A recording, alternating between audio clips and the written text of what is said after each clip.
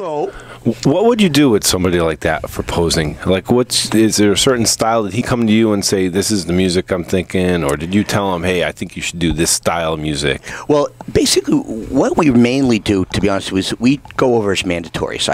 I'm mainly mandatory guy. Okay. Because that's, to me, that's the the bread and the butter of the whole thing. Right. So we really exclusively do mandatories.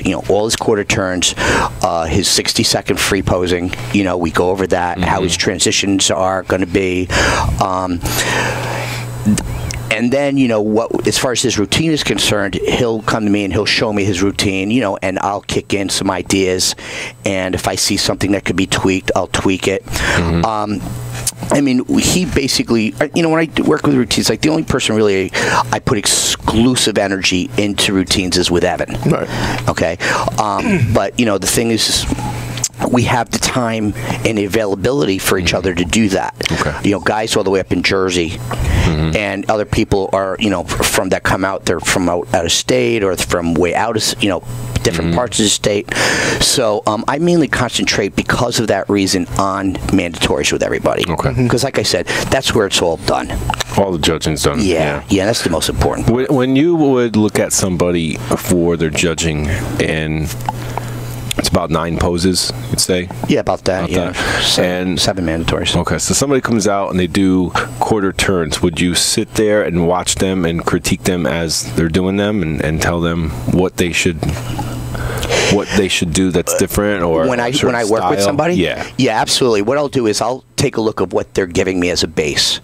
Okay, because I just want to see exactly how they present themselves to me. Okay, and then I will tweak it from there. Okay. So I can take somebody who's pretty decent and tweak it to where it's great. I can take somebody who's never done it before and within time make that. Yeah, that's my question right there. So somebody's been doing something for a while. Is it harder to reteach somebody than somebody from scratch? Not when I show them the results. Okay. Okay, so when I, if somebody's been doing something for a long time and I tweak it and it blows their mind, it's oh my God. Yeah. It's very simple. You know what I mean? The only time it gets a little difficult is when somebody has been doing like bad habits for a long time. Yeah, exactly. So that is where the repetition comes in, where I'll teach them how to do it in a different way and have it look, better.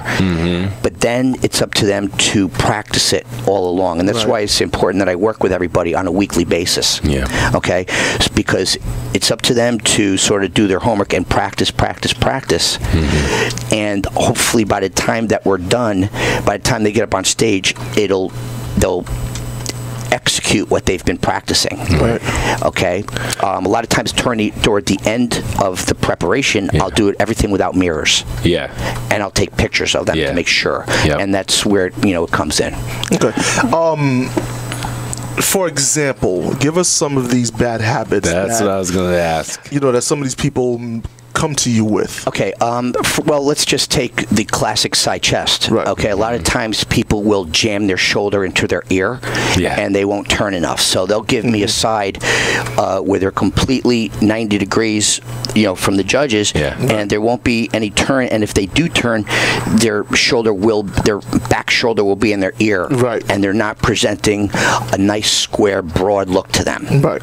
Okay. What do you think about the guys that crunch down too much when they're doing the side chest? Yeah, well, that's another thing. Yeah. That's another thing. And what I basically do, my number one rule when I work with somebody, when I is to come in with a rib cage.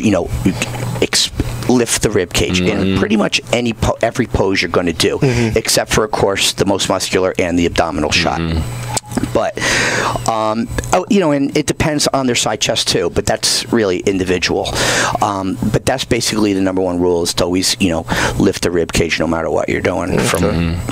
even back shots. Oh yeah, absolutely. Now, I'm sure people are wondering, well, okay, why are we talking about posing and contest preps and so on and so forth? Yeah. Well, that's because the Montanari brothers are proud to present the 2012 NPC Connecticut State Championships Saturday, June 23rd at Wilbercross High School, 181 Mitchell Drive in New Haven. And ladies and gentlemen, this is a national qualifier.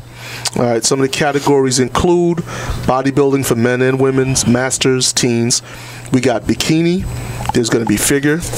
I believe this year you're having a masters figure over 40. Yep. You're having a masters men over 40 and over 50. Yes. You're going to have fitness routines there. Yep. And you're going to have men's physique and women's physique. Yes. All right. Normally, in other organizations, I guess the masters division, and I think Brian, yours does this, you start the masters at 35 and up, correct? For the girls. Okay, for the girls. Yeah. Okay. For the men's bodybuilding, it's 40. Okay, so it is 40. All right, cool. That means I still got a few years before I have to compete as a master. I like that. Now, Kenny, you're actually getting ready for something yourself, and now I know it's tight-lipped. Oh, I know it's tight-lipped. That tight lips are just. That's it. Does that right? Let me go where I'm going. All right. I know you're getting ready for something yourself, and I understand it's tight-lipped. Yeah. And I appreciate that. Okay. But you're one of the premier trainers at Gold's Gym, right? How do you find the time and the energy to not only train yourself and get yourself mentally focused for what you're getting ready to accomplish, but how do you take the time to train all of your other clients, some of which are bodybuilders, some of which are fitness competitors, figure competitors, and then your average everyday soccer mom and office dad? Like, how do you find time to divvy up all that? Do you plan your day? Is your workout part of that schedule? Yeah. Okay. Yeah. I mean, it's just one of those things where you just decide that, you're going to do something, and then you make it happen, and whatever it takes, you do it. So if I have to train at 6 o'clock in the morning, or if I have to train at 7, at this stage right now, I get it into, I'll conform to my schedule. Okay. As time goes on and closer to show time, or when I start dieting or whatever, I'll conform my schedule to my work schedule. Yeah. Yeah, I mean, my work schedule will conform to my training schedule. Are people getting excited about that, or are they Nobody starting knows. to want to? Oh, that's it. The word's out. Wait a minute. First of all, before y'all start blaming bricks, all I said is Kenny's getting ready for something. Yeah. I didn't say whether it was a stage or whether it was a commercial. All I said was Kenny's getting ready. This is a bodybuilding show. Right? Okay, I'm getting ready for a baseball game.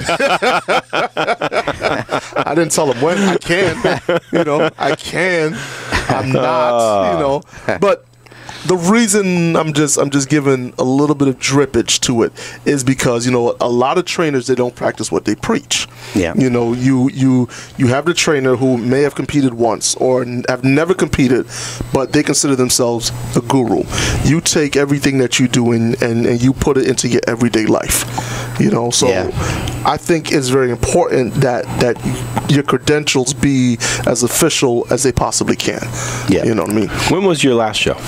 Actually, it was 2008, and that was a little bittersweet for me. I won some titles, but it wasn't. I won them at where I wasn't my best, so they were kind of empty victories. Wow, for me, yeah. When was your best? My best was 96, which was when I competed before that. Okay. I didn't compete for 12 years, actually. Yeah. And because, life, real life. So, you work in and you still live the lifestyle. But my best was when I was 152. 152? In 96, yeah. Wow. Was that the Gold Classic? Yeah, it was the Gold Classic, yeah. And that was my last show. And then, I decided that, it was time. I was, 40, I believe, or something like that, close to it. No, I was a little over 40. I said, it's time. It's time to do it again. And like I said, it was a little, dietary things that I worked with somebody else for the very first time. via the internet. Okay. And it didn't work out for me only because, you know, you send pictures and you don't have that three-dimensional. Yeah. But it was an experience, and I, you know, learned a lot from the experience. And like I said, you know, even though I won a few titles, it just was empty for me, you know, and so it was always eating at me because that's just not who I am, Don't go out you like know? that, I mean, I'd rather just place wherever and be my best